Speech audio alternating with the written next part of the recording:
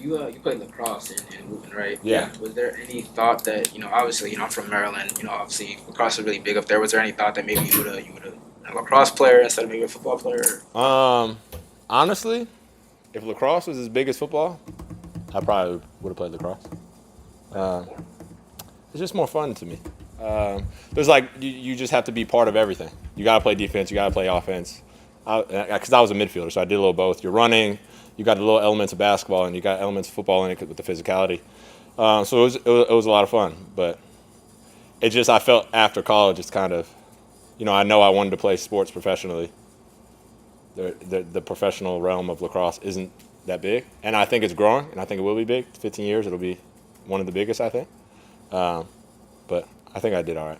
Did you grow up in Montgomery County? Yeah, Montgomery County. Yep. So lacrosse was like, if you didn't play lacrosse, as you know, like you were kind of the weirdo. It's like down south, if you didn't play football, that's how it is in Maryland. Like you better play lacrosse. How good were you? I was pretty good. I played long stick midi, and we were a pretty good team. Almost made it to states, so we were pretty good. Has your lacrosse game helped you in football in any ways? Anything you can incorporate in this skill set? I'm a big fan of playing a lot of sports. I think it's tough now because kids are like funneled to, hey, play this sport and just play it. Like play football and that's all you do all year round. But there's so many elements of other sports that you can bring into your game. So lacrosse, for example, like the quickness of seeing things, of who's open, who's not, me being able to recognize what defense a defense is in while they're shifting while I'm running a route. It's those type of things that you don't really get from just playing football, So I think lacrosse, yes, but every sport I ever played helped me become the player I am today. I wanted to ask you, and this is an important question, so give it some thought. What does it take to be a gunner? I only ask that question to people who are actually good gunners. Yeah. Well, I appreciate the compliment. Sometimes we'll be in the locker room comparing it. It's imagine going on the treadmill and turning it to the fastest speed, and you got to make it for 5-6 seconds, and then imagine two of your buddies trying to knock you off the treadmill the entire time, and you got to stay on there. And then once you get to the end, you got to stop somebody from running the opposite direction, who's at a standstill, who can make a cut any direction and still make the tackle. So it's rough, but it's stuff I love. Like gunner reps are probably my favorite rep of any play in the game of football, because it's a lot of action, and it's a lot of responsibility too. But to be a good one, it takes a mindset. There are people like me who actually watch it. That's one of my favorite things to watch in football as well. What's your most embarrassing moment as a gunner? Oh. So y'all probably don't know this because it was so bad I was off the screen. So y'all can go back. I probably shouldn't got Pro Bowl votes coming out. I probably shouldn't say this. So last year we were playing the Jaguars. It was a plus 50 situation. I'm on the right side. We punt the ball. You can't go out of bounds and touch the ball first. I get pushed out of bounds.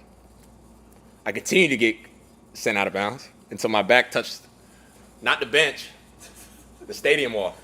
It was COVID, so there were no fans, so I couldn't dap anybody up. But I got saved though. Ball checks up on the 1. We down on the 1. But yeah, that was. Ever since then, I've switched some things around. That was definitely my most embarrassing gunner moment, by far. It seems like you maybe celebrate when you pin a ball at the 1 yard line more than you do a touchdown. It's more enjoyable for you. Yeah, I think touchdowns they're great. Like everybody loves a touchdown because it helps the teams like win. But I think special teams guys don't get a chance to have fun and celebrate. Like that's a big play to down the ball on the 1, and like you don't know any defensive player in the history of the game that's upset of being able to go out there and play offense on the 1 yard line. There's not too much offense can do. So I think special teams guys, if I can be the guy that's like gets other guys celebrating, do it. Because I think it's a big play in the game, and it changes the momentum of a game. Who was the guy that ran you out? Oh, I don't even remember, honestly. Yeah, y'all will find it. You might not see me in the screen, but you will find it. I'm telling you. What's the flip side? Your best moment as a gunner? We got to ask you that just to. My best moment. There's been like some forced fumbles that, like the one this year where I pushed the guy into the returner and Blake recovered it. Anything that's a turnover, I think it is great.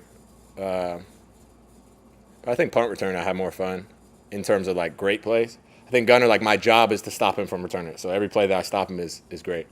But like on punt return, going at being able to like get 2 blocks or something, like knock a guy down and then the returner's going up the sideline and go get another block. Like that's like where you really have fun and like have great moments, in my opinion.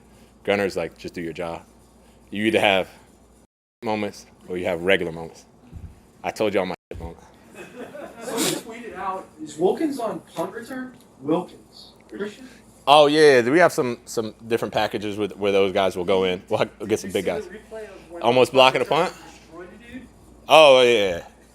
That's really why we do it. To line up, like there's guys my size that have to line up on punt, and I see Christian Wilkins across from me, and your center was just struggling with him. You're probably gonna struggle with him. So it's a good package for us to change stuff up. What does it take to convince young players to like take special teams serious? Or do you think they get it? Honestly, if they don't get it, the best way to convince them is to tell them bring their playbook upstairs. And from that moment on, they'll realize how important special teams is.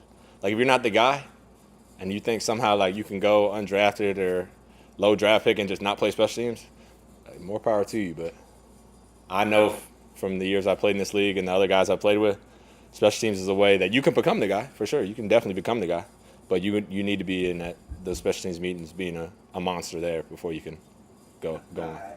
I asked you this question because I battled with this question, like, why don't you play offense more? And I've even asked the coaches, and is it because you play so many different roles on special teams? And they say no, and they say you practice well. Why don't you play offense more?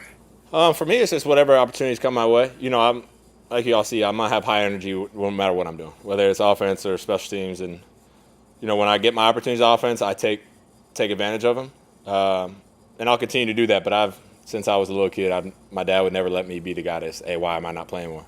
We're winning games now, and that's really like, I'll take 0 snaps and a win 100 times out of 100 versus all the snaps and a loss. And that may sound weird or different than most, but like the point of the game is to win. Everything's better when you're winning. I'm sure everybody that's came here is all cheery. Everybody's in a better mood. That's how it works when you win. So if we can continue to win, the offensive rep, special teams reps, if it came down to it, if they said, Mack, you're not playing and we're winning, so be it. Thank you, sir. Good? Yeah, I got one last one. Yeah. I just tweeted something about your positive energy and how, no, I'm dead serious, man. Like, just being around you, I feel better about things. I feel better about my life. I appreciate it. I want to ask you a dead serious question. So if someone's having a hard day out there, someone who's watching this on YouTube, or some kid in school who's getting bullied, or some reporter who's having a hard time at home, I'm being dead serious. What do you say to people in those situations? I have a pretty straightforward look at life. And people like in the locker room will say like, yo, you're weird for thinking that. But like soon enough, I'll be in a box covered in dirt. So if I live my life like, oh, this sucks, well, then go in the dirt earlier. Like you might as well live your life and enjoy it to the most you can. Yeah, you're going to have shitty times. Everybody got shitty times. But there's some that have shitty times and those times end, and then they have no times. So would you rather have no time or find a way to have a good time? I'd rather find a way to have a good time. And that may sound so weird. Like, why is your outlook on life that you could be dead? Because I got so much time left. Like, why not enjoy it? I don't know when my moment's going to be. I'm going to have fun. I'm going to enjoy it. I'm going to try to have other people enjoy it. I don't like seeing other people in bad moods. Like, if I can change your mood for the better, so be it. Because the day's still going to go on. If you're why do it in a bad mood? I guess the saying is it's about duct tape. Can you fix it with duct tape, yes or no? If the answer is yes, fix it with duct tape. If the answer is no, then you can't fix it, so be it. Like, that's life. If you can fix the problem, fix it. If you can't, then stop worrying about it. And that's just kind of how I look at life. That comes from duct tape. That's just memes and stuff. But like, you just look, like, if you look at life, can you fix the problem, yes or no? Yes, I can fix the problem. Okay, go about it to fix it. Now the problem's done. I can't fix the problem. Why are you stressing about something you can't fix? So now you don't have to worry about it. So either way, I'm getting out of the problem. So can you fix it with duct tape? Can you fix it with duct tape? Yes, fix it with duct tape. No, it can't be fixed. Because you can't fix it with duct tape, it can't be fixed. You don't have a roll in your locker, do you? No. Not a hidden roll of duct tape underneath for bad days.